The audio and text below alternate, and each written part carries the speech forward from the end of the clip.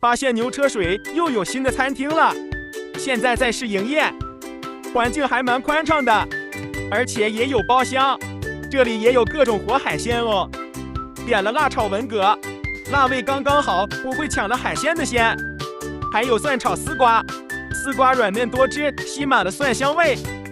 然后主角就是这个鱼头泡饼，这酱汁浓郁又香，搭配附上的饼皮，蘸上酱汁吃，真的很好吃。而且鱼头肉质细嫩，妥妥的下饭神器。试营业期间也有各种优惠。